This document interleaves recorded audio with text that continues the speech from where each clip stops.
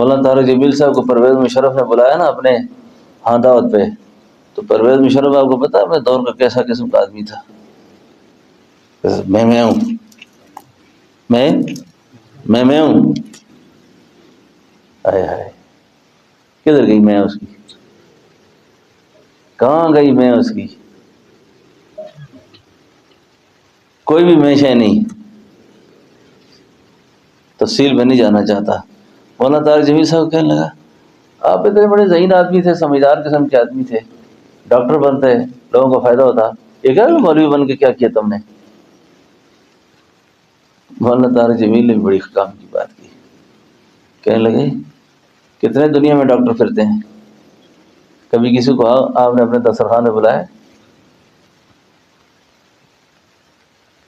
کہ نہیں؟ مجھے کیوں بلایا؟ مجھے ڈاکٹر کی حیثیت سے بلایا آپ نے کہ نہیں؟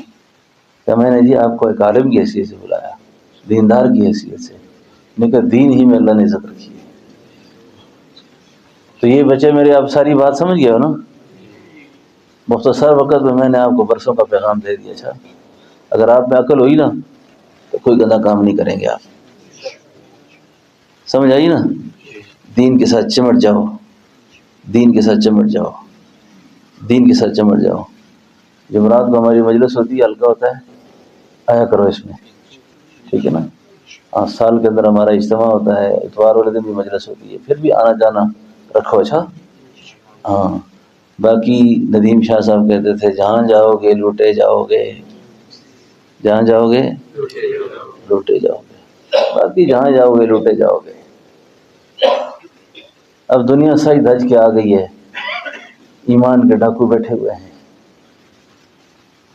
ایمان کی دولت بڑی مشکل سے ملتی ہے اور ایمان لینے والے جگہ جگہ بیٹھے ہیں، ٹھیک ہے نا؟ بہت کسی کی انتہائی مجبوری نہ ہونا تو واٹس ایپ سے زیادہ موبائل استعمال نہ کرو، یہ جو واٹس ایپ ہے نا بس اسی تک گزارا کرو، یہ فیس بک ہیں تو یہ ٹک ٹاک تو یہ فلاں تو یہ آج فلاں، اب یہ گند رکنے والا نہیں ہے، اب بڑھنے والا ہے آگے۔ آج کچھ کہتے ہیں بلیڈ جی بی آ گئی،